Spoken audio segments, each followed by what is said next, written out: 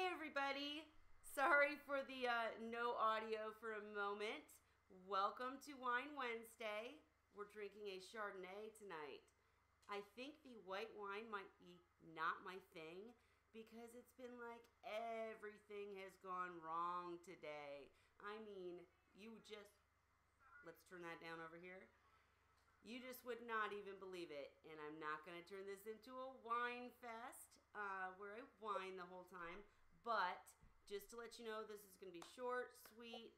We'll take questions, of course. Anyone can join, but we're just going to chat. The reason being is that I have been swamped trying to make sure that I'm fully prepared for speaking at the Midwest Aquatic Convention this weekend. I'm so excited. If you don't know about it, I will be sure to put a link in the description when I'm done. And it's in Chicago. I'll be there with my bells on, and I'll be talking about macroalgae. So anybody who's been watching the macro series and is interested in that third video that hasn't come out yet, I'll be there telling you all about it in person. And I'll also be talking seahorses and how to set up successfully. So you've also got just a couple more things. You've also got Steve Tyree speaking for his last time. Huge deal. Any reef people out there know Steve Tyree, and you want to be at this Midwest Aquatic Convention, don't miss his last talk. You know it's going to be special and meaningful. We've also got Tullio and Paletta. I mean, some big names talking, plus tons of awesome vendors. Really going to be a fun weekend. I'll be there. Hope you are too. And so I've been crazy trying to make sure I've got my speech all done. And then I get a note or a message from Cheryl Taylor. Mwah, thank you, Cheryl. But she lets me know that Facebook looks like it's not picking up the stream anymore. I know we are live on Facebook right now, but I'm not sure we'd be able to see any of your questions or comments because when I went in to check, it was talking about permissions, and apparently Facebook changes things like every time I turn around. So apologies, whatever. Anyhow, final thing I wanted to say is I will have all of this fixed by next week because I have a huge surprise guest. I'm so excited. I'm not going to tell you who yet. It's more for the reefing community, but he's also a seahorse lover, and you'll know the name when I post it. So be watching out for that. And next week, make sure to be here because I'm going to have a very fun guest. This week, we're just chatting because I couldn't do it. Anyhow, I do see Lori saying hi, Cheryl saying you are good now. Okay, so I can see Facebook comments. Just shoot me already. I'm telling you, it's been a day, but I'm still here for you for Wine Wednesday. So let's chat. Ray, what's up? What you up to? I'm not up to a heck of a lot. At my age, I do as little as possible. I do have problems now I wasn't expecting. Uh-oh. My ab, which I don't have problems with these seahorses anyway, but a while back, I guess after I'd had them for a little over a year, I decided, well, I'm having no problems with them. I'm going to try doing an extension on the maintenance on them. Mm-hmm. And while I was still cleaning out my filters and sucking out the leftover food and that, I left the water changes go an extra week. So I'd usually change 55%, which is or 55 gallons, which is about half of the water volume. And I changed it every 2 weeks. And I started to stretch it out to 3 weeks. And now I've noticed I'm having more food left over in the bottom. And so I spent a few hours looking at them over a couple of days. And some of them are eating and some aren't. Uh-oh. So immediately I figured, well, it's probably due to this attempt to stretch the water changing out.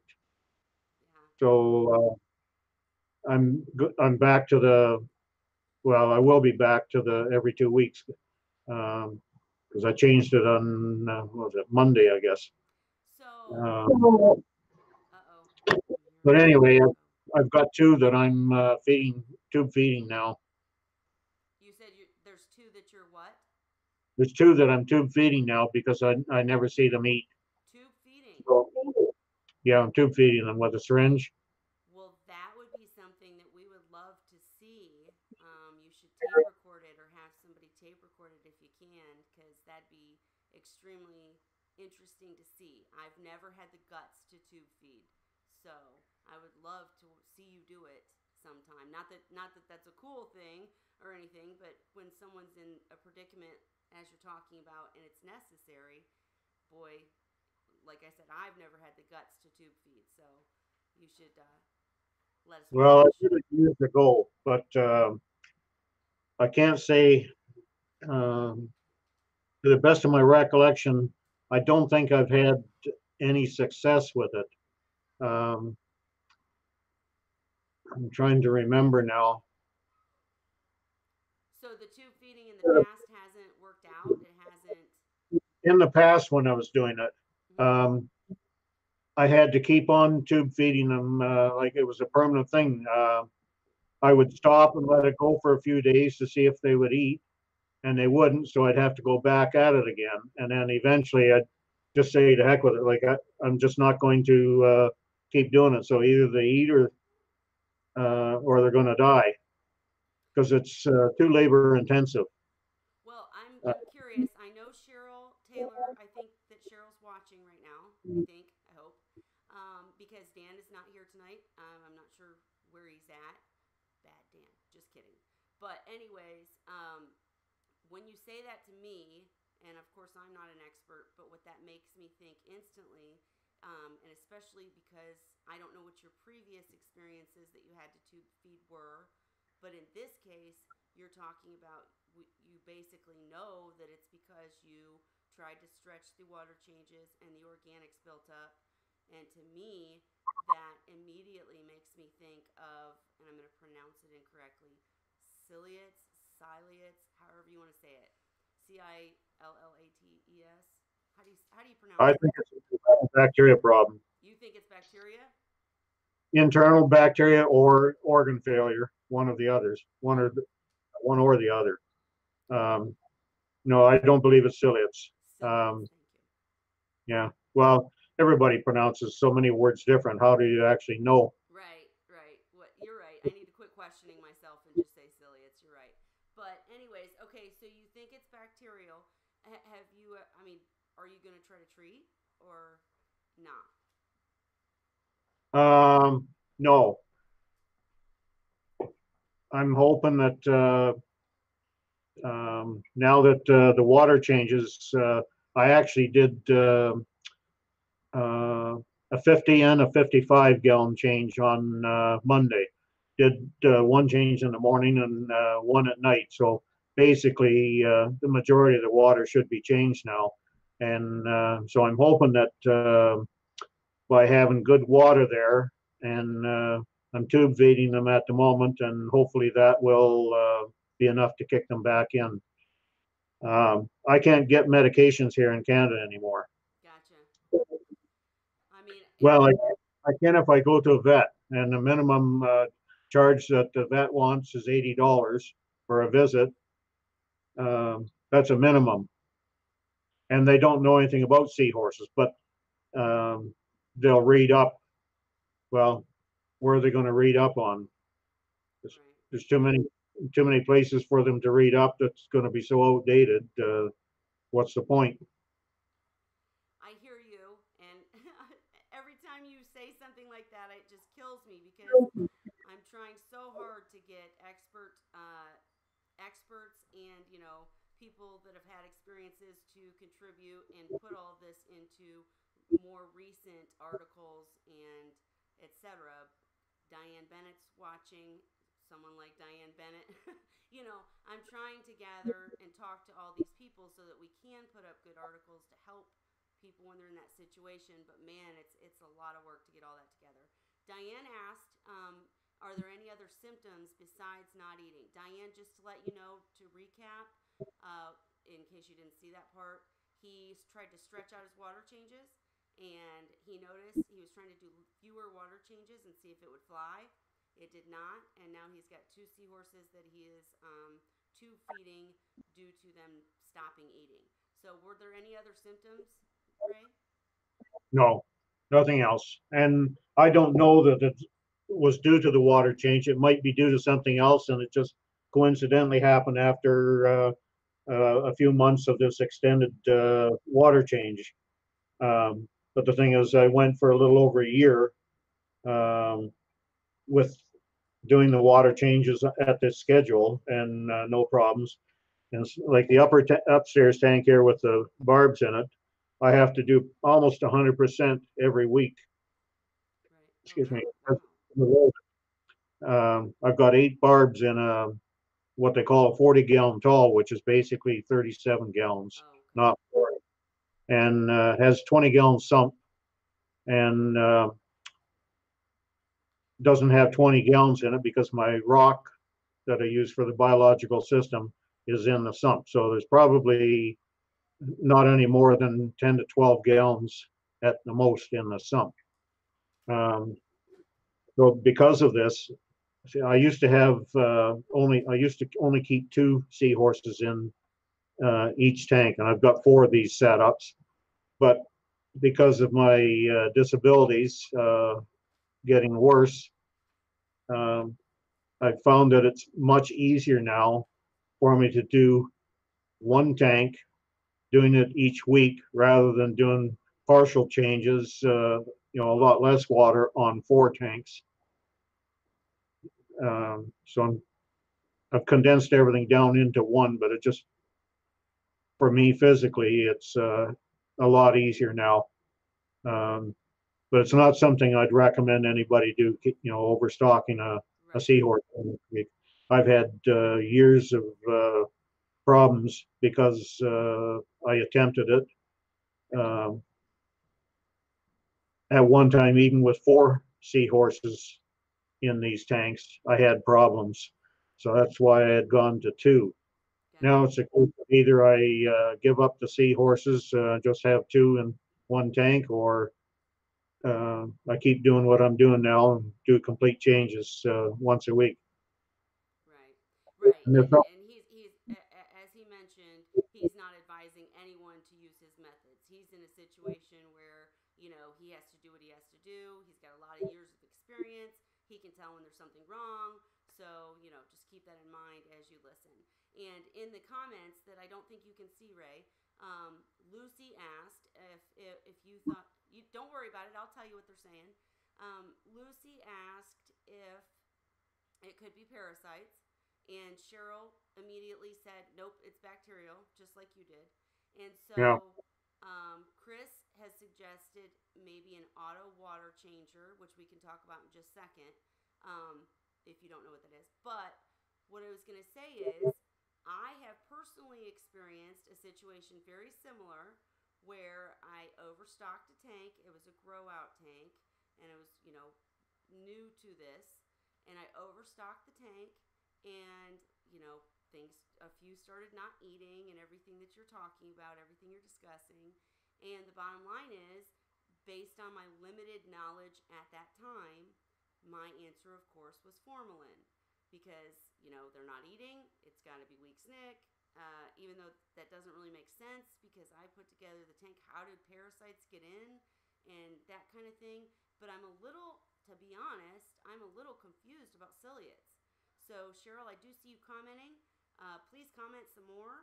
And if you want to come in, I'd be happy. You got to be on YouTube to come in, but I'd be happy to give you a link, or Diane, anybody. If Dan was here, he'd tell us. But in fact, Ray, do you know, how do you know for a fact it's not ciliates? Well, ciliates, you usually see things. There's probably more than one thing, but one of the first things you look for is the tail coming up to scratch around the gill area. Okay, so if they're not itching. Okay. Right. And in the past, I've been at this over 15 years now, and in those 15 years, I've had lots of problems, and I've done lots of freshwater dipping, trying to narrow situations down so that I can determine whether it's parasites or organ failure or whatever.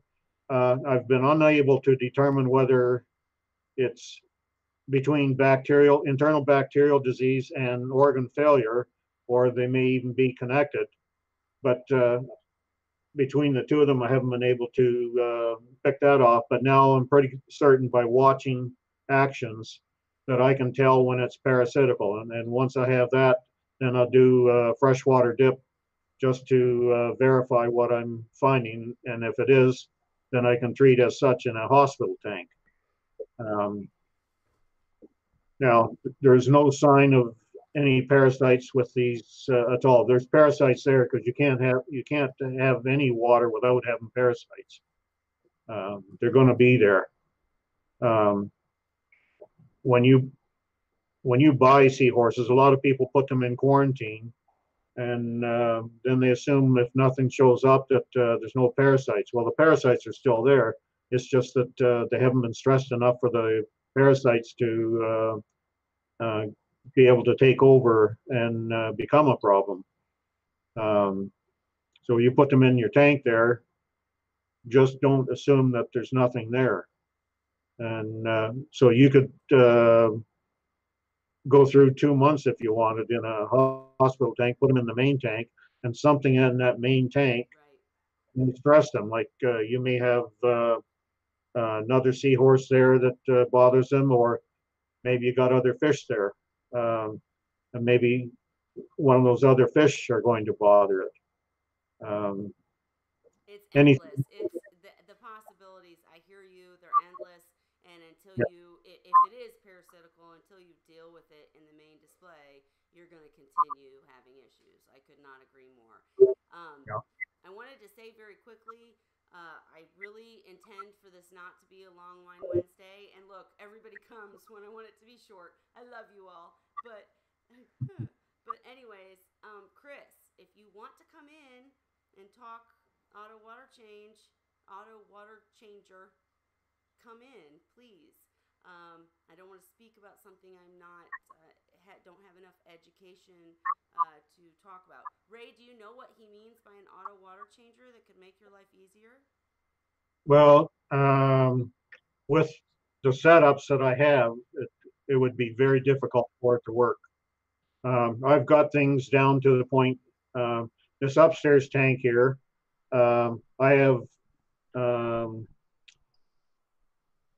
a pump and I have hoses running up along the basement ceiling through the rafters in there and up through the main floor bathroom. And so all I do is connect the hose up to that piece underneath the sink there, and it runs to the tank that's sitting here behind me.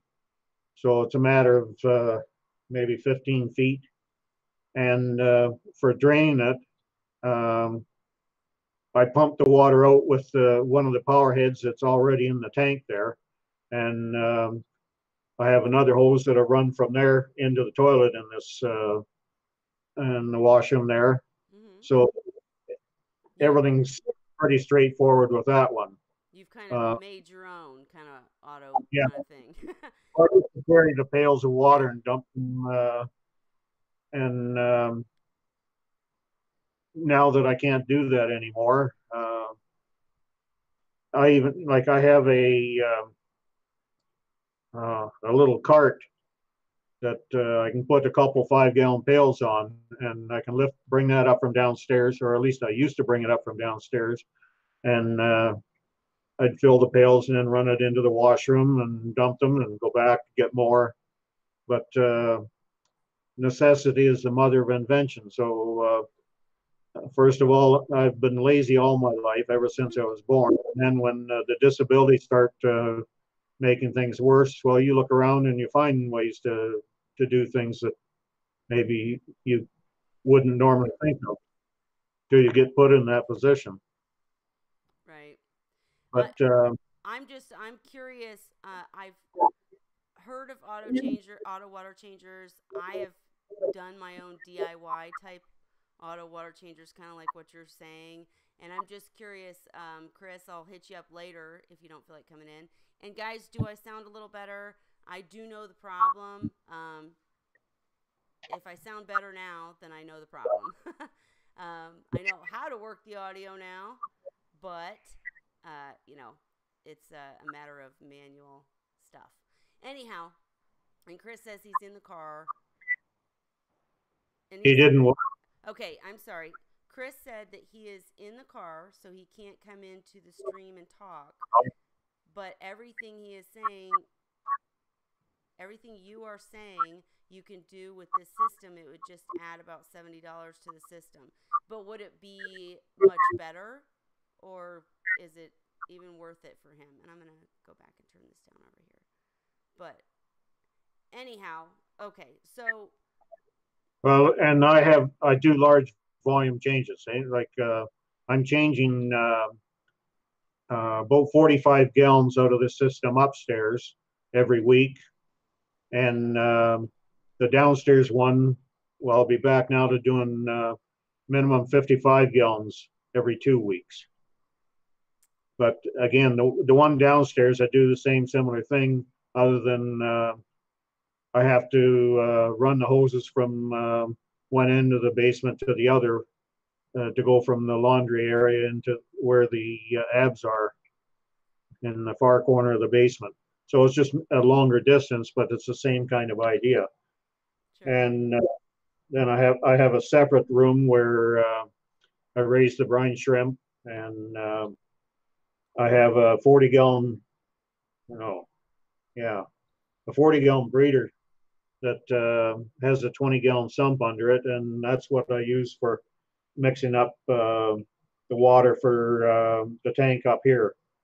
And I have to heat it downstairs because the basement usually runs in the 64 to 67 degree range. And that's fine for the abs, but it's not fine for up here, and I don't like the temperature shock them. So I have a heater in that system there. And I also have another large container that has my own homemade salt mix in it.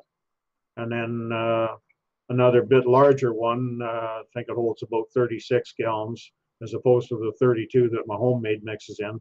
And I mix up Instant Ocean in that one. And both of them I have all set and ready so that once I use up the water out of the 40-gallon breeder to pump up here to this tank behind me, then the other is ready. I put it back in the breeder so it gets warmed up if I have a problem with it, which I haven't, not in a year and a half anyway that I've had these ones. But I like to have water already there. And then for the ab tank, I have 2 more containers that are right in the enclosure where I air condition the area the abs are in. So I have 2 more containers there. So if I run into emergency there's there's 50 gallons of water sitting right there that I can use at any given time if something happens there. So I just like to be prepared ahead of time. Smart. And have all this stuff ready. And I've got the room to do it. It's not like I have an apartment or I'm limited for one reason or another. And I don't have to make things look nice because my wife was passed on. So now it's only what I can put up with myself. If I like the mess, that's fine. If I don't, then I'll do something about it. Gotcha. But if the wife was here now, she'd have a fit. That's all. Actually, I have a very completely side question for you about keeping your water. Yeah. And we'll get back to the real topic of conversation in just a moment. But this is a personal curiosity. With keeping your water, what salt do you use? I use Instant Ocean, and then I also mix up my own. I went for a year just using the Instant Ocean. And then I've gone back to mixing it again. And it varies slightly, the amount I put in, but roughly on average, it's probably about 40% of my homemade mix and 60% Instant Ocean. Now, why did you do that? cheaper. Okay. I mean, sometimes that's a very good reason. Cheaper works. I just wondered a lot of times it's about, doing better elements and such, whatever. Okay. And my second question was, do you keep when you say you store the water, have it ready, I'm assuming you mean that you keep it mixed, correct? Yeah, it's mixed, and if it's sitting there for a while, like the downstairs ab tank, it'll be 2 weeks between water changes. So I make sure to keep the specific gravity up to the level, because even though it's cooler water, it still has evaporation. Sure. And so the salinity level rises. So I keep monitoring it so that it's always at the right specific gravity, so that I'm within about 0.5 or not 0.5. What do I target 1.024, and so as long as it's within say 1.235 and or half a point above the 2.4 range, then that's acceptable to me. Sure. Um, What I was really aiming to find out from you is whether or not you ever have trouble. I have been trying to figure out this out for the longest time, because I, like you, prefer to be prepared and like to have stored water ready to go in case there's an emergency or for my water changes. And so, but the problem is, I do use Instant Ocean. As cheap as I am, I'm also extremely lazy, so I don't make my own salt or whatnot. And I have tried better brands. I've noticed I don't run into it if I use Fritz salt. Um, I don't, I really like Fritz salt, but it's not as readily available to me.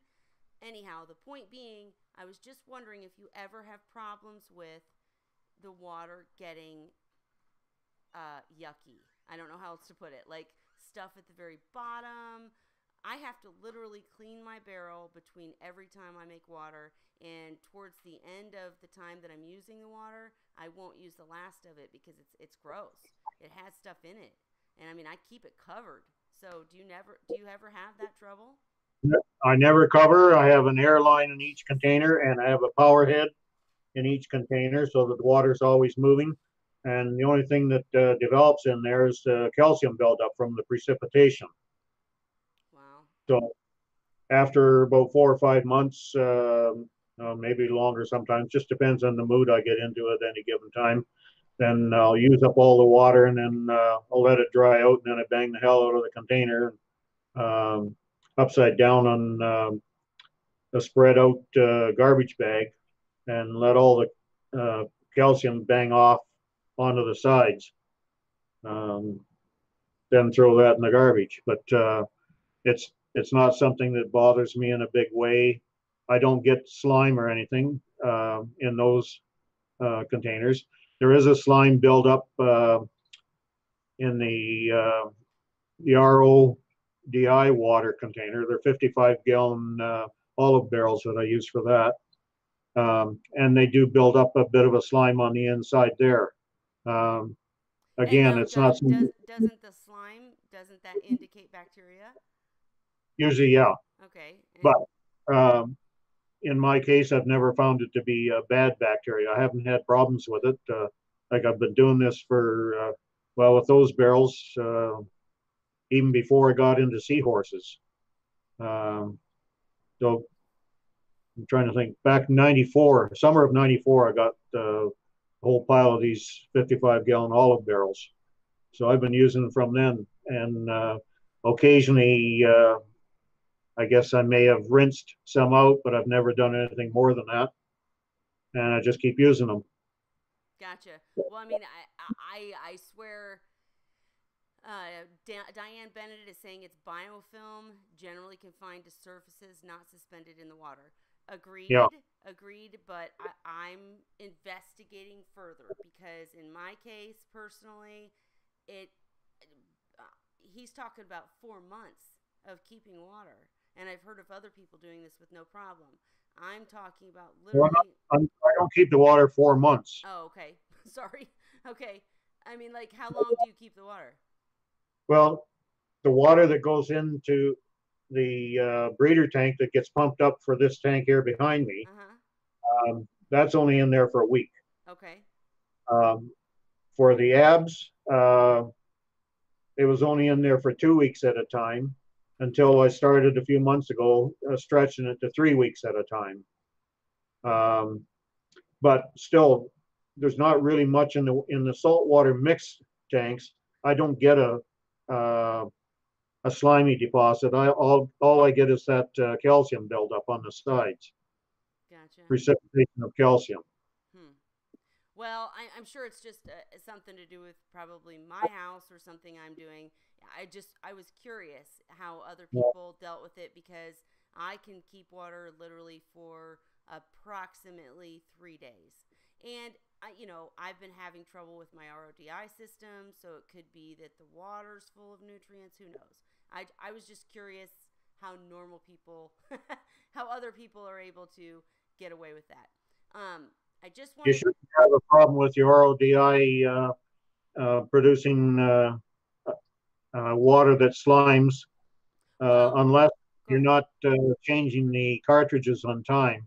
If they sit too long between use, then a bacteria will develop in there. But again, the bacteria types that do develop in there normally aren't going to affect what we have in our tanks. Gotcha. Well, just based on my experience, I don't have any way to test to know what bacteria it is, so I can't say that in all cases that is the situation. But it's just over the years, with all my reef tanks, and then with the Seahorse tanks for the last 15 plus years, I've just not had anything that I could attribute setting water to be a problem. Gotcha. Well, I'm curious to anybody watching in the I don't want to say audience on Facebook or YouTube. How long? I would love to know how long you are able to keep mixed water, or what you recommend, or what you've seen, if there's any problems for you, because it's probably just me. Bottom line. In fact, Ray, yesterday I went on Instagram, which is another social media, and I actually went live for the first time, and I was planning on showing them how I would set up a display tank, a smaller Seahorse display tank, but I found out that the rock that I was keeping alive by dosing bacteria and then ammonia over a long period of time, keeping it alive with a power head in it to circulate and etc. I figured out that the power head was dead, and was very worried about whether or not the bacteria had died with no oxygen. And I just wanted to make a note to everyone. Interestingly enough, I put 2 ppm of ammonia into that bucket of rock and water that had no circulation, and today there was 0 ammonia. So I am going to actually use it in the display tank and see what happens. I'm not sure. I'll put the new Seahorses coming tomorrow. I will show you all. But I have new Seahorses coming tomorrow. I don't think I'll put them in it, but I am going to see what happens with the water with testing. And Ray, I'm sorry, I got way off target. Back to the entire point of your question. You were letting us know that you were having a trouble. Just basically, you're having trouble because of the fact that you expanded the water changes. You fixed it in that you are now doing closer together water changes. Are the other Seahorses seeming to not have problems now, aside from the 2 you have to feed?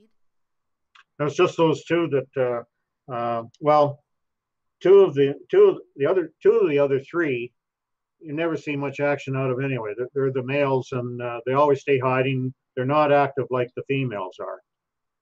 But the one female of the that's in that threesome, she's swimming around just completely normal. As soon as I put the food in, she's going after it. The males, they tend to wait for food to come to them.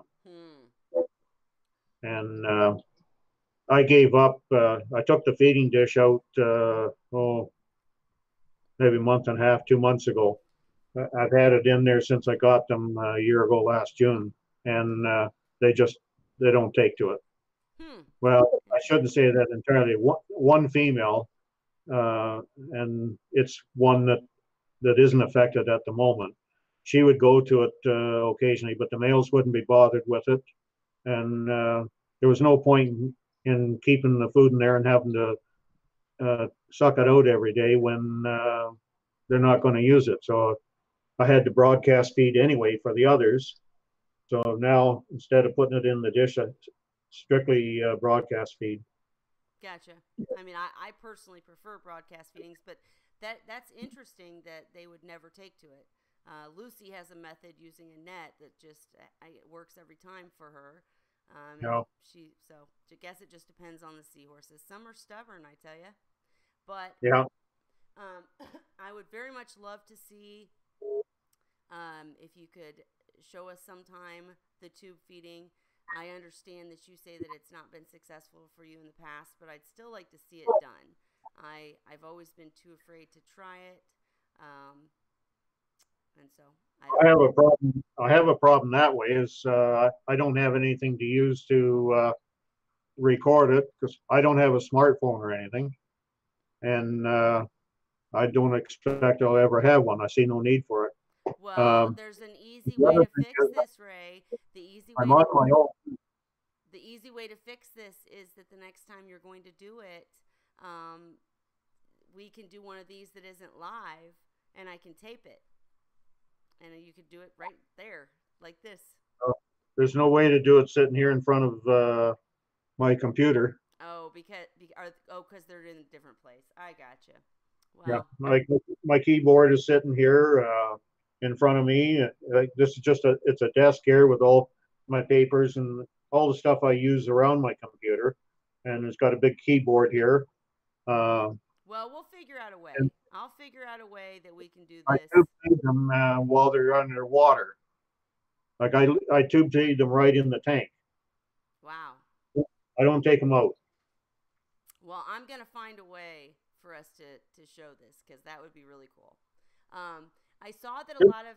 Go ahead. Didn't Tammy have a video of it? Tammy, I think she does. I think she does. She has a really good video on, getting gas out of a pouch too. She Yeah, does have a lot I'm of good sure videos. I saw a video somewhere, and I'm just assuming it was probably on her site. No, yeah, you're probably absolutely right. And I have a lot of videos coming with Miss Cheryl Taylor, where she explains and shows some of these things. Not this particularly, but as far as hatching brine shrimp and stuff, it's just a matter of time getting them done. I've been so overwhelmed. Um, I see that there's some reefing people in the chat. Just to let you know, tonight's open chat, so feel free to join if you just want to talk about whatever's going on with your reef setup. If you just want to say hi, feel free. It's booting people from the chat, Lucy? Okay, let me know what's going on there, please. Um, if we're having trouble tonight, guys, just to let you know again, when I tried to log in, first of all, Facebook had changed everything. And so it was telling me that I didn't have permission to do things on my own channel. And then when I went to YouTube, actually, I need to say this very clearly. Thank you, thank you, thank you, all subscribers and friends. We hit 1,000 subscribers last week. Thanks to people like you watching. Thanks to people like Ray joining. Thanks to people like Lucy and the Salty Reef and Jill and Ken and everyone and Elizabeth Cates, everybody who always helps and comes, even when we're just chatting and I don't have a guest. I appreciate all of you. Thank you so much. The point being, we hit 1K, and when I went to log into YouTube, they changed everything too. They wanted me to enable all these things, and so I apologize if things aren't going well tonight. If you're being booted from chat, that will not happen next week. And for anybody of any of the, you can't hear me? Can anybody else not hear me? Okay, Lucy can hear me. I'm sorry, DM's Reef, if you can't hear me. But anyhow, next week we have a reef guest who is so cool. One of my favorite people on the reef scene, on the YouTube scene. I'm going to put some ads out. I'm not telling who it is yet, but it's exciting and it's going to be so much fun. So reef people, definitely come next week. Can you not hear me now either? Can nobody hear me? Oh boy, here we go. All right. Guys, if you can't hear me, tell me right now. Oh, Lucy says she can hear you. I can hear her very well, and I'm not in Hangout today. Oh, okay. Well, they're saying Kelly. Okay, I'm sorry. I thought maybe they couldn't hear me. All right. Well, then we'll keep going. DM's Reef, I hope that you're doing well. Want to hear anything going on, if you're doing anything with the pipes and that kind of thing. But stop whispering. Yeah. All right. Anyways, I'm going back to Ray. Don't laugh at me, Ajax. Okay, anybody who wants to join and chat, you're more than welcome. I've put up the link a few times. Ray and I are sitting here talking Seahorse because that's what we do. And he had a problem, so we're talking about that. But if anybody wants to join and comment on his problem or, talk about something completely different, it's open chat night. Because next week we're going back to guests. So I'm not sure. I've got the microphone like literally in my face. So I'm sorry if you can't hear me. Apparently most people can. So anyhow, and I do appreciate Diane Bennett and all the people who kind of You need help? Come here. Uh-oh, somebody came in. Who came in? DM's Reef. DM, you here? Yeah, I can hear you really good now. Oh, okay. I'm sorry. I forgot to hit the microphone. So no problem. Maybe you got the mute on the other page that you're on. Yep, we hear an echo. Make sure to mute YouTube or Facebook. And then when you come back, feel free to tell us what you've been up to. Look, Ray, you got this down pat. You're telling people how to do it now. That's awesome. Well, I just got through that discussion with you, right. Asking you how to mute the darn pages. Yep. But no, I think it's great that you are able to tell others now. That's the whole point to all of this. Yeah, but that's right now. An hour from now, I won't be able to because I won't remember. Well, that's the beauty of having this mild cognitive impairment. Gotcha. Well, we will always refresh and help each other. That's the point. And yep.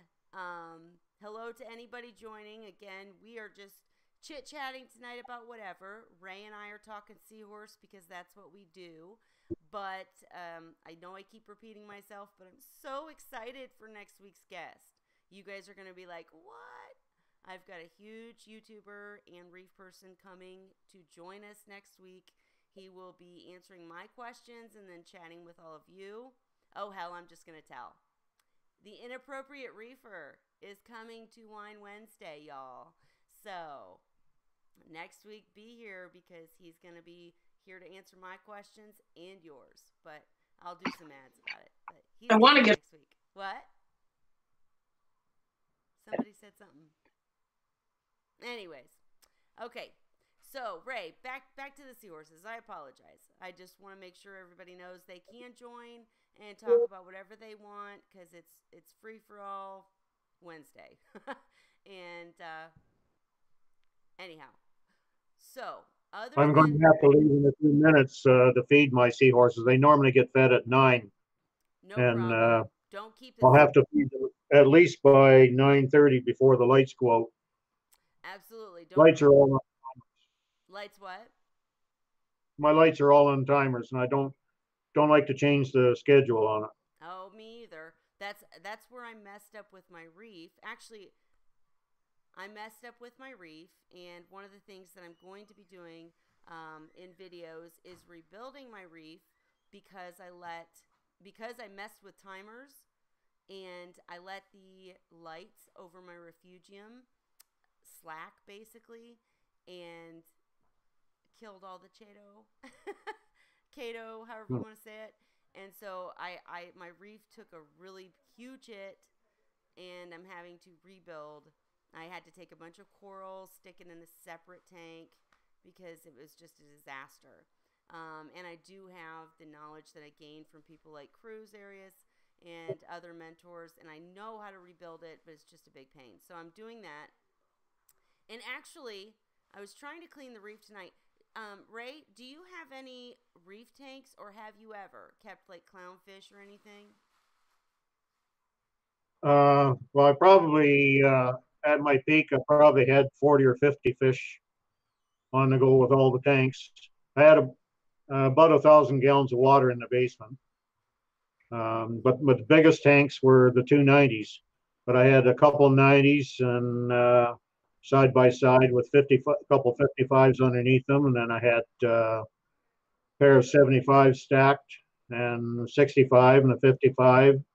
And let's see, I had back then there was 5 of these 40-gallon tanks. Now I'm down to 4 of them, and some other smaller tanks as well that I'd use for various things like propagation of corals and that. So we get it. But, We get it, Ray. You've done it all. You're the man. We get it. No, I'm just teasing you. I'm teasing you. But a lot of people wish that they had that experience and all that time. So the reason I was asking about the clownfish, though, is that I see people putting clownfish with seahorses all the time now. And I think it's great. And I think there's, if you can pull it off by using quarantine methods and, getting seahorses that will work well with clownfish and maybe nice clownfish, it's awesome. But there's no way in hell I could put my clownfish with seahorses. I was literally working on my reef tank earlier tonight, and they attack my hand. No joke. So I was just... That's standard. What? That's quite standard for many clowns. Now, they're very aggressive fish, and the ones that aren't aggressive, that's not normal. well, In my opinion, in my experience, I can't tell you how many times I've had blood in the tank because the damn clownfish bite me. yes, exactly. And I have Ocellaris or Ocellaris, however you pronounce it. Anyways, they're very... Diane says clownfish are just damsels in pajamas. Eventually, they are as mean AF. We'll leave it there. Couldn't agree more. So I don't understand. I honestly get literally jealous when I see people mixing, matching, doing things with seahorses that I can't do. There is no way in heck I could pull that off. Hey, KG Tropics. Hey, everybody joining. I just wanted to do a quick shout out to, I hear, or maybe see, that the salt... Ray, if you have to go, feel free. It's no big deal. But yeah, I'm going to have to... I'll just leave this on here because if you're still on after I get these then I'll sit down here again. All right. Well, I will stop you being the one presented here real quick. Let's see if I can do that. Okay. All right. Ray is great, you guys. He comes when nobody else does and talks to me, so I'm not lonely. I love my Ray. Okay. Anyhow, so what was I saying? The clownfish. Yes, they're mean AF, and they are... Oh, I see all sorts of people joining. Okay, hello. Here's the link one more time. If anybody wants to join and chat, we don't have to talk seahorse. We can talk reef. As I mentioned, Mr. Inappropriate Reefer is coming next week. But shh, don't tell anybody. I want to do the ads. But, yeah, fun times. KG Tropics, I would love to know how the babies are doing. You know what I'm talking about. I love your pictures and everything you've told me about and sent me. Cruz, you can't hear me? I mean, what? Lucy, can you still hear me? Trying to figure out why people all of a sudden can't hear me. Is Kelly still quiet? Once we get into Hangouts, we can hear you. It's for some reason just in YouTube, it's kind of quiet. Okay. Well, I know why, but if I try to fix it, I'm afraid it's going to go to hell. Let me try. Right. Anytime I try to fix something on a stream, it goes. Are you going to Midwest this weekend? Honey, I'm not only going, I am talking. I'm speaking. Yeah, I'm gonna be there. I'm actually gonna be able to meet you. Yay!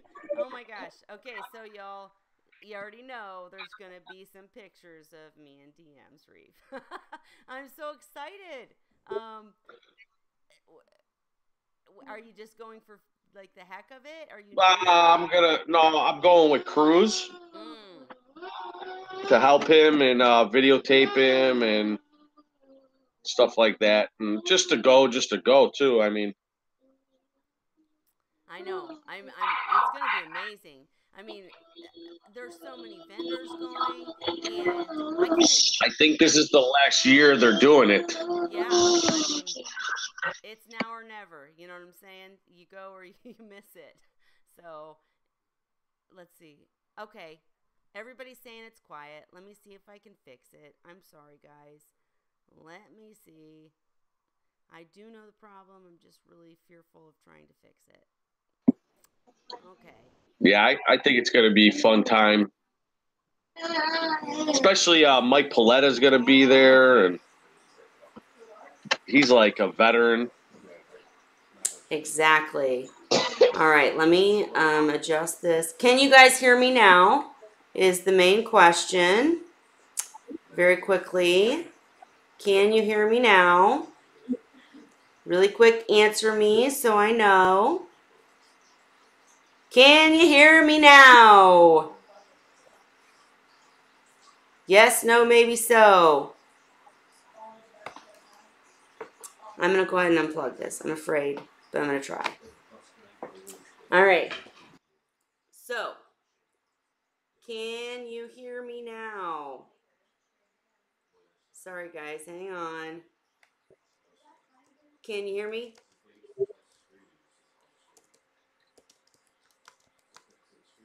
I should do a Verizon commercial. Is it Verizon? Can you hear me now? Can you hear me now? Can you hear me now? Yeah, and then Steve Tyree's gonna be there, and oh yes, I know. And feel free to talk about it. Okay. Thank you, Christopher Carey, for answering me. You can hear me now. Woo woo! All right, good. Okay, let's see if we can continue a little bit further. And yes, Midwest Aquatic Conventions, guys. Not only is it going to be my big first time speaking, but it's Steve Tyree's last time speaking. Huge, huge deal. I mean, huge deal. If you're in reefing, you know, that's big time. We got Cruz. I won't even tell you about his ad. If you've seen it, you know what I'm talking about. It's awesome. And I mean, Mike Paletta, all sorts of great speakers, great vendors. It's going to be an awesome weekend. Jessica Stam is literally like calling me like, when are you coming? When are we going to get together? I can't wait. It's going to be so great. So, and you guys know that I'll be putting out videos showing you everything, but you're not going to get the full gist of it unless you're there. So, I'll be sure to put links in the description when I'm done showing where you can get tickets and things like that. But I don't know what Cruz is talking about either. Sorry, guys. But let me see. Somebody asked for a mobile link. A mobile link, I can be completely honest, I have no idea how to do that. The only way I know to do the link at this point is to put it in the YouTube chat, which is right here.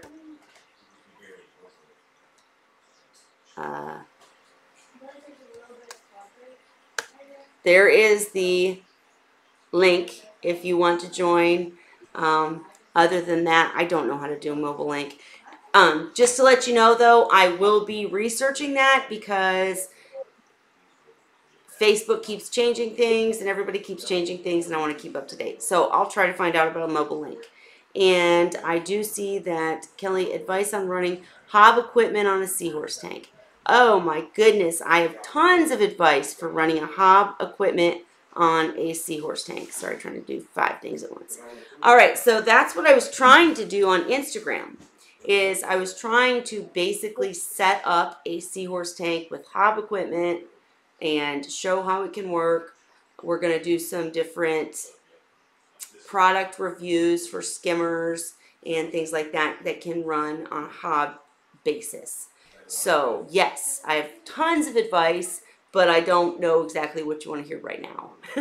So if there's a specific question, let me know. Lucy runs many tanks on a hob setting with hob equipment. Ray, are any of your systems run without a sump and instead run with equipment that hangs on the back? Not anymore. Did you The always only, go ahead?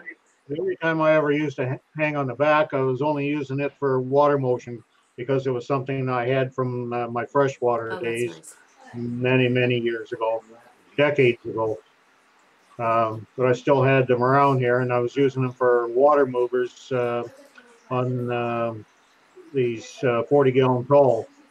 But I also had sumps with them as well. So it was just extra water movement. And that stuff I had, I didn't have to go out and buy anything to boost the movement. I just use those. Gotcha. You I'm know a what? believer in using what I have. You know what? Actually, what's interesting about what you just said is that a lot of times, even if I have a sump on my system, I will still add like a hob filter or a spray bar type filter or something for different reasons just to help. So, and I want to mention Salty Reef. I saw your comment that you're setting up your Seahorse tank tomorrow. This is something I think we need to not only do a live stream about, like yours, but I could share it. But I want to be there with you every step of the way, man. I mean, you have supported me so much. If you do a live stream showing you're setting up the first Seahorse tank, please let me know because I will be all about helping share it and, helping if I can because I've set up many and I'd love to know what you have ready and what you've got going on and that kind of thing. But I'm so excited. Yay! You're finally going to be a Seahorse dude. Cheers. All right. I'm trying to follow the comments too, but anyways. Ray, I feel like I very much cut you off. I'm sorry. I'm so excited. Hey, you just go on, and I'm trying to follow this the scrolls here. What do you call it? The chatting. Yeah, it's hard, isn't Yeah. it? It's very That's hard. hard to, well, especially I'm doing both of them, and then I get confused because when I'm on those pages, it's so out of sync with the Hangouts. Like I came and sat down here, and then I started playing around again, and then I end up going to the Facebook page. Then I watched myself come and sit down. This is probably a minute after I actually sat down. No, I mean that's cool though, right? I mean, come on. No, but actually, I mean, I hear you, and it's been a challenge. I'll tell you. That's part of the reason that I get so frustrated sometimes with the streaming. But I do have the chat correct on the video now. So if you watch the video, at least people can see how we are seeing it. And I know you personally can't see the video, but people watching can. So I do know it's difficult to keep up with the chat. Usually when Lucy is actually in the stream, she makes sure we know about any questions. But tonight she's doing a great job of answering questions and talking with people. And if I see a question or something, I try to say something about it. But the chat on the actual video is showing the messages from YouTube and from Facebook. So anyhow, Harkins Aquatics really wants to add some pipefish soon. To your reef, I'm assuming? You have, oh no, I'm sorry. You have a very established nano, so much, so I have copepods hanging out on the glass. No fish right now. Very cool, very cool. Can't wait to see it. I'm venturing into the pipefish world too, so I'm right there with you. Ray, have you ever kept pipefish? Probably in my about my second year of keeping seahorses, and they were wild caught. And once I added them to the tank, I had nothing but problems and lost the whole tank. So I don't do that anymore because I have no access to captive bred. Right. I do know that we are extremely lucky here in the U.S. because we have like Seahorse Savvy providing captive bred pipefish. I'm sure Seahorse Source will do something like that very soon. And Lucy breeds pipefish. There's a couple others, so we're very lucky in that. I don't think we even realize how lucky we are sometimes until we talk to someone like you who it's very difficult. In fact, I think Christopher Carey is watching in the comments, maybe, if he's still around. And I'm curious, does Seahorse Australia Seahorse World Australia, I know I always say it wrong, I apologize, but will they ever get into pipefish? Will captive bred pipefish ever be available? I'm curious to know. Let me know. And Diana is talking. I'm sorry, it's going by so fast. I'm going to pronounce this very, very badly. Nope, it's gone. All right, Diana was talking about a species that was great and easy to raise, but I missed it. Sorry. As Ray just pointed out, it's pretty difficult to keep up with the chat in all of these areas. Oh, actually, I've got it right here. And Tammy's watching. Hi, Tammy. How are you? All right, so you guys are going to make fun of me, but the species is S. scovelli. Did I say it correctly, guys? Scovelli. Let me know. But anyhow, apparently that's a species that's easy to keep and breed. Very cool. Actually, Diane, Ray, and Cheryl Taylor, Lucy, anyone else watching that has a lot of experience with breeding, when I did go live on Instagram yesterday, I got so many requests for more information about breeding. So we're going to have to get together here and do a Wine Wednesday specific to breeding seahorses, and then, maybe breeding other things also. But everybody wants to know more about breeding. And I think that, I think that a lot of people don't understand how difficult it really is. So you go on Facebook and you see all of these people saying, oh, I got these seahorses and they started breeding and I'm going to be a breeder now and it's going to be awesome. I mean, cheers. Yes, do it. However, the fact of the matter is it's a lot harder than that. And Dan has said on numerous occasions, when you go to buy your first seahorses, make sure, or listen to advice even, make sure it's from someone who has been successful breeding or been very successful for many years, because it's very easy to get seahorses to breed. They're like rabbits. They will breed. But to raise the fry, to rear the fry, to wean the fry onto frozen foods, that's a different story. And I'm actually going to go down to Florida and follow Dan around with a camera and a pen and a paper taking notes, and I'm going to write you guys an article and to try to do a video, if I can talk him into it, on the life of a real breeder, on a professional, level breeder, and show how much they go through and how extensively, ridiculously difficult it can become to do a good job and provide captive bred seahorses that are, quality. Not saying anything bad about anybody else. Hell, I'm a breeder and my seahorses are quality for sure. But when you get to that professional level, it's just different. Ray, did you ever sell seahorses? Yes. And not like Dan, though. I sold through one of the stores that was here in London at the time. He would ship them to people out west. And then I had a couple stores from Montreal that would come down to Toronto, and I would drive down to Toronto and meet them there and make the exchange that way. Plus, people would buy them here right out of the house. Most of them, though, got sold to stores. Well, and that's the best and easiest way to do it. I mean, there's nothing wrong with that. Well, the main reason was because here in Canada, for me to ship live fish through UPS or whatever, the courier company, they all wanted me to set up an account, and I had to guarantee a certain amount every month. And if I wasn't going to use it in that month, all of that, then I was still going to have to pay it. Right. And on top of that, I would have to submit my packaging for testing by them to make sure that the way I was packaging would meet their standards. And this, And, I'm so sorry. You said I this worked on a was, large enough scale who did you have to pass inspection through? through the couriers. The couriers. Yeah. Okay.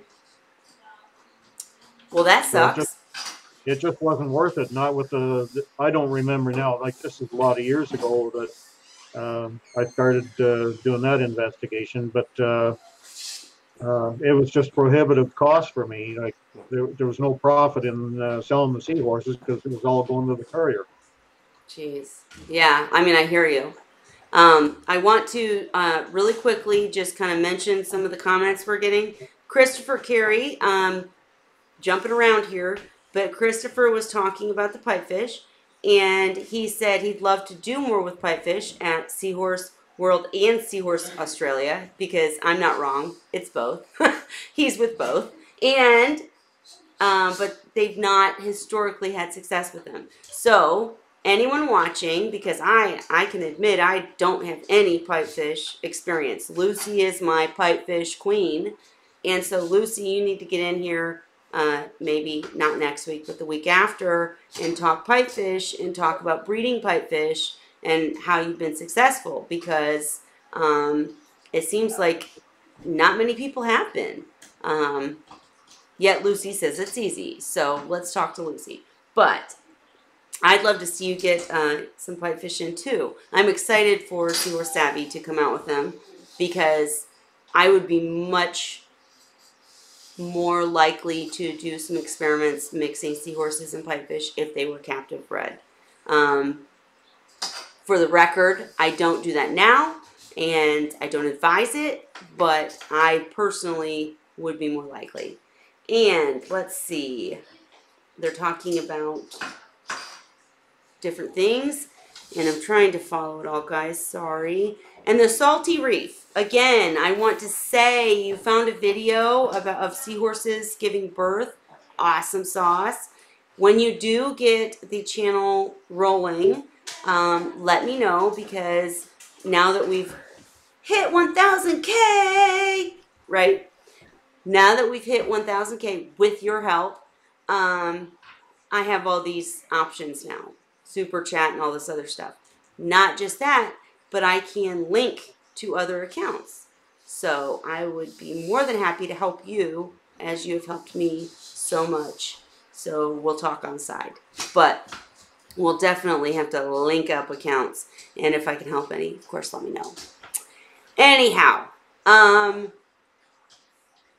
they're talking shipping coral. Actually, for anyone in the audience, or DMs Reef, if you're still in here, what's the difference when you're shipping coral? Is it considered the same as a live, fish? Or do you know, Ray? It's in Canada, it is. In Canada, it is.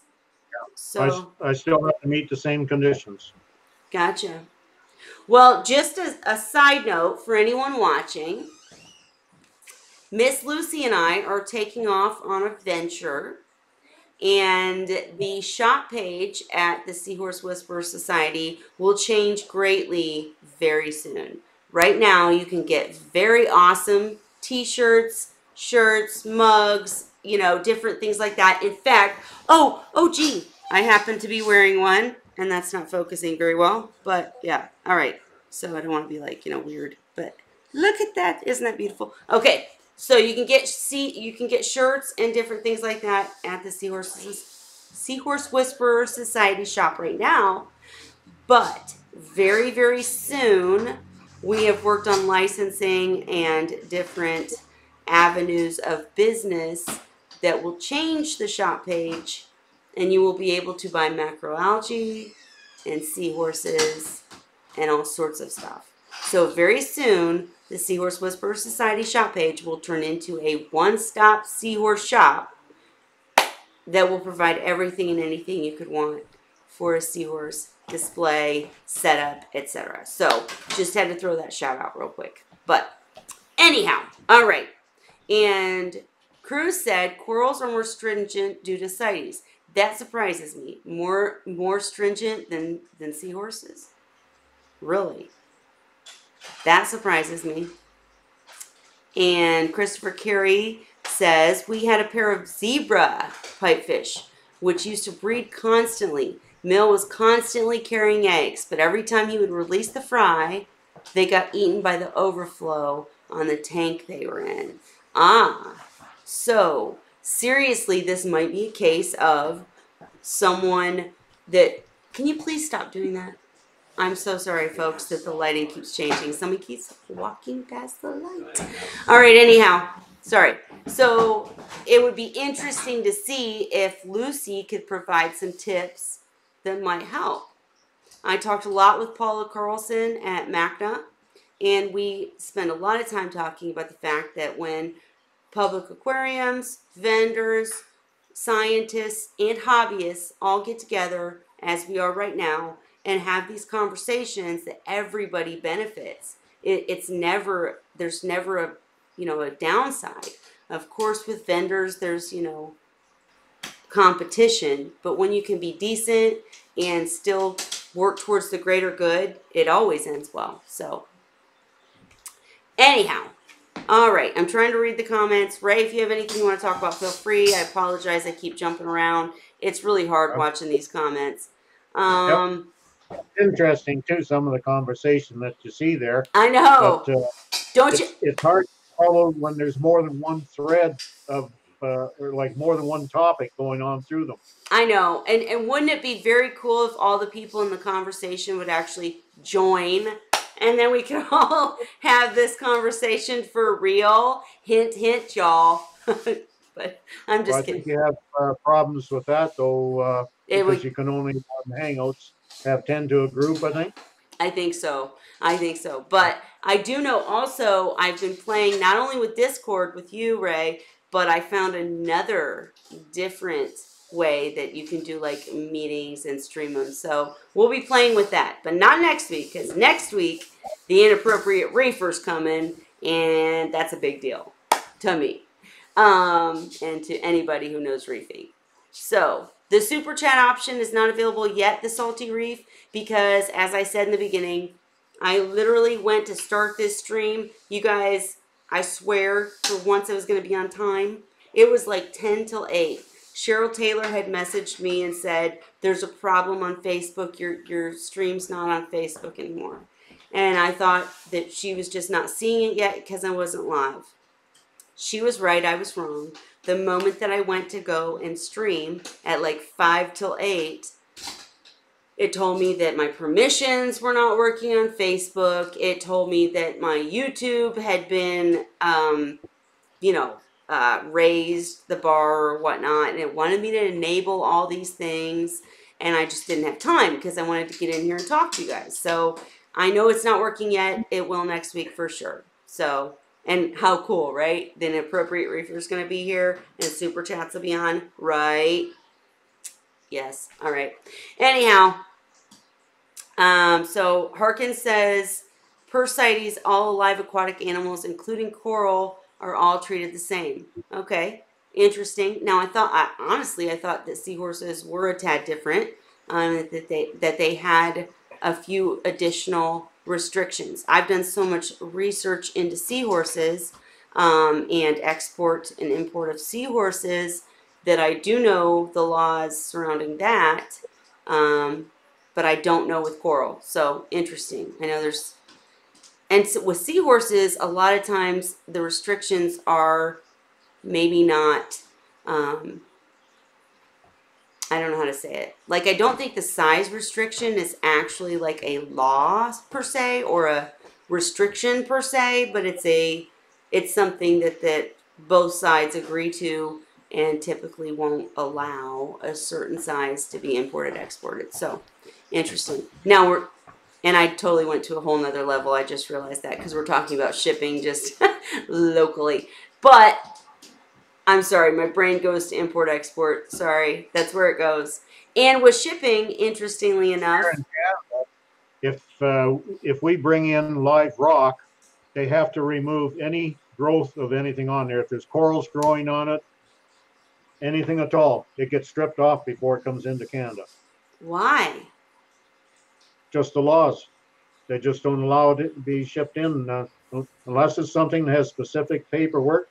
Like if a coral's on a rock and it's shipped in as rock, got to be removed. Wow. Same coral, you can take it off that rock and ship it in under its proper name, and then have the right paperwork for it if paperwork is needed. Like some corals don't need paperwork and some do, but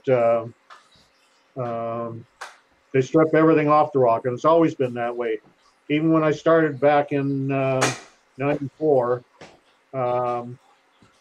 we would get some small stuff on it, on the live rock when it come in. But for the most part, we didn't get anything like what we were reading on the forums that people were getting in the U.S. And then it wasn't long after that where the government got tightened up on the rules, and everything had to be stripped off. Well, you know, I honest to goodness don't even know what to say, because the thing is, I've heard so many stories by really great and decent people where they got screwed by the restrictions. For instance, you know, as a breeder in the U.S., if you try to, if you want to import seahorses, it's very easy. If you try to export, it doesn't make sense because they're trying to look out for, they want to know where the seahorse was caught. Well, if it's captive bred, it's not caught. So that should be even more of a reason for the seahorse to be. Anyways, it's just, it gets so confusing and so frustrating with all the restrictions. But if you did away with them, it'd be a mess. You know what I mean? I mean, like, the restrictions got put in place because people were abusing the system.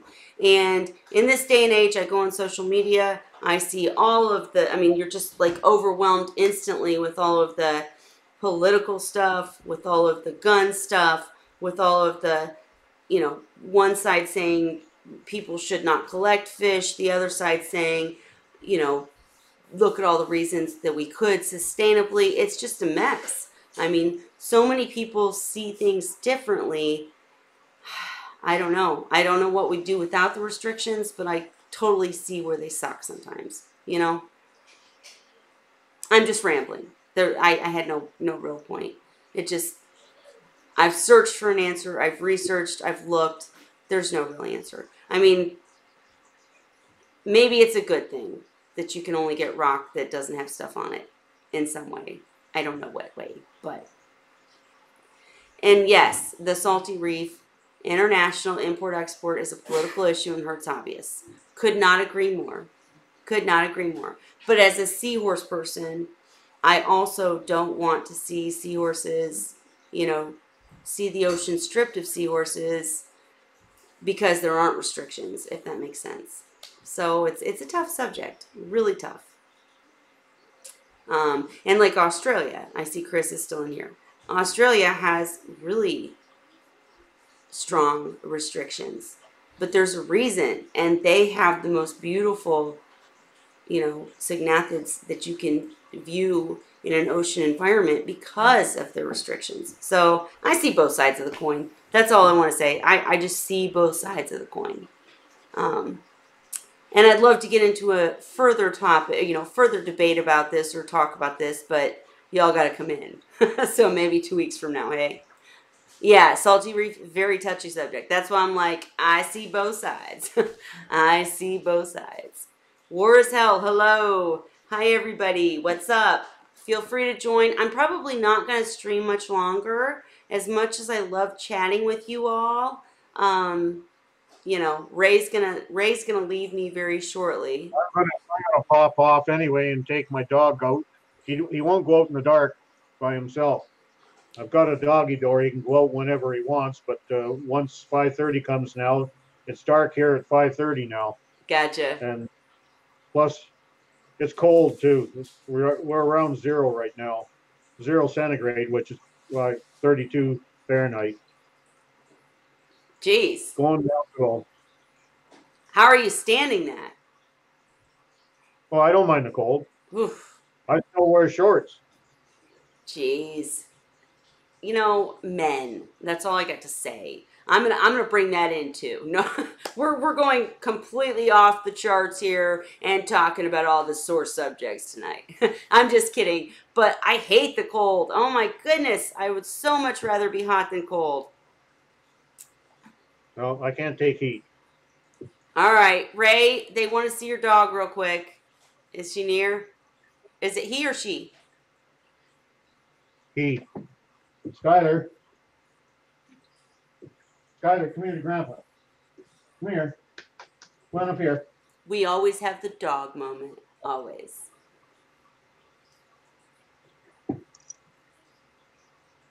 Okay. And there is the adorable dog. I hope you guys can all see. Aww. And I'm going to read these comments as soon as Ray goes. Right. So, but hello, Skylar. Oh, he heard me. Sorry. Aw. You say hi, Kelly? That's his usual mode when he hears something. He goes walking around behind the TV or whatever, trying to find out where the sound's coming from. Aw. Well, I don't want to He confuse doesn't it. acknowledge that it's coming from right from the set. Gotcha. Keeps looking around behind. Well, that doesn't make sense. That's just an object. Why would there be a sound, right? I'm with you, Skylar. I get it. Totally get it.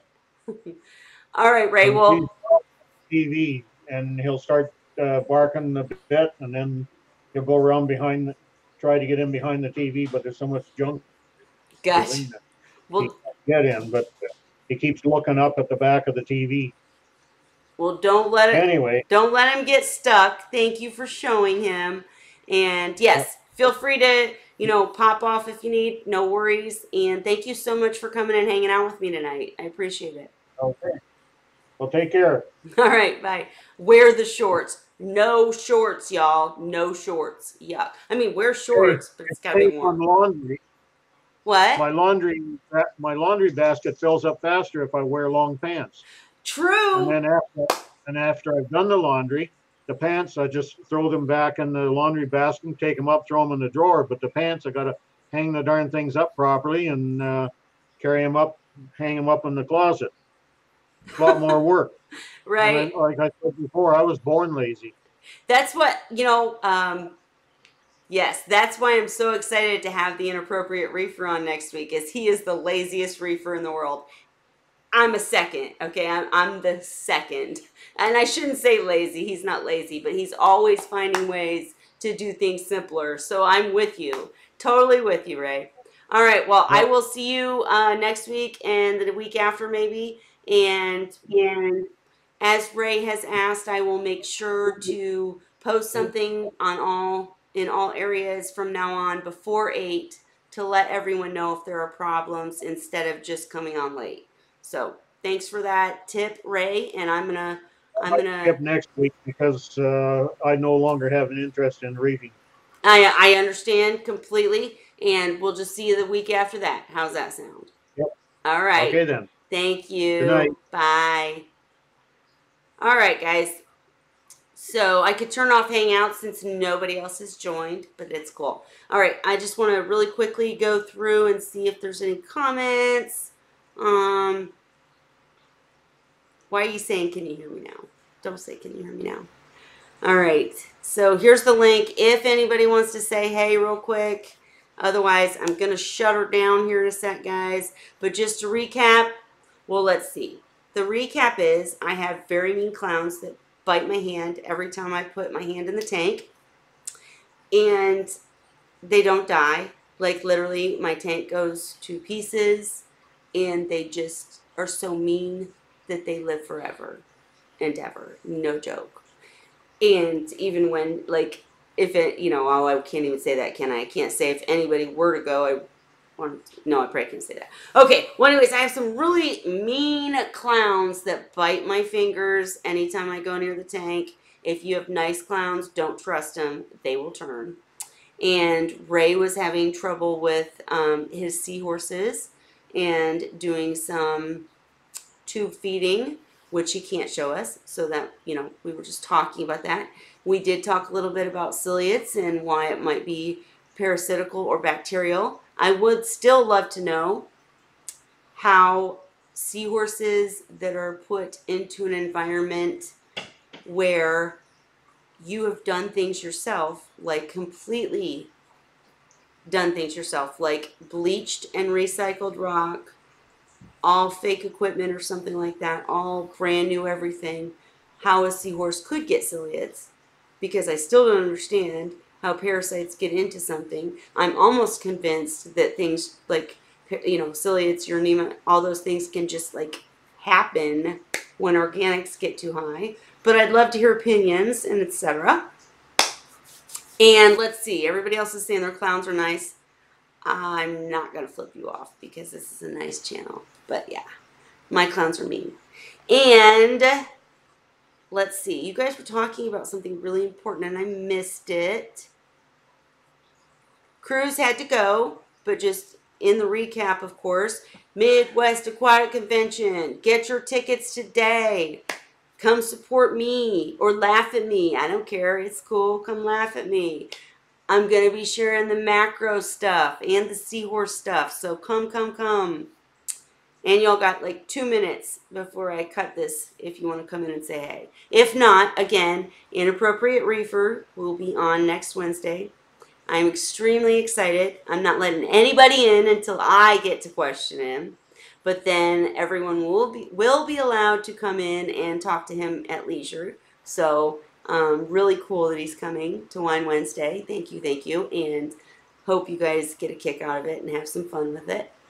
But we should very much discuss the regulations at length, but not tonight, because to get into that topic would be just a little too much. And we've gone much longer than the 20 minutes I meant to stream. So we'll talk regulations another time, I promise. And thank you guys all again. We hit 1,000 subscribers. They say the first 1,000 is the hardest, so we're going to grow from here. Reef people, we're going to start doing more reef stuff. Seahorse people, I'm seriously considering doing 2 separate streams for this purpose. But, you know, just keep coming back. I really appreciate you. You guys are awesome. And you make this so much fun instead of just feeling, you know, bored. And we make Wine Wednesday fun. So, all right. I'm going to shut up now. Thank you guys, everybody, for coming. If I missed any comments, I'll respond in the comments. I'll put links to the Midwest Aquatic Convention. And I don't know. We'll go from there. All right, so happy Wine Wednesday, everybody. Thank you guys for coming. Be sure to check us out on Instagram because we're doing more there. And we'll see you next week with the Inappropriate Reefer. All right. Kelly will get you on another week. I don't know what that says. But yes, I want everybody to come on. So, all right. I'll talk to you guys soon. Happy Wine Wednesday.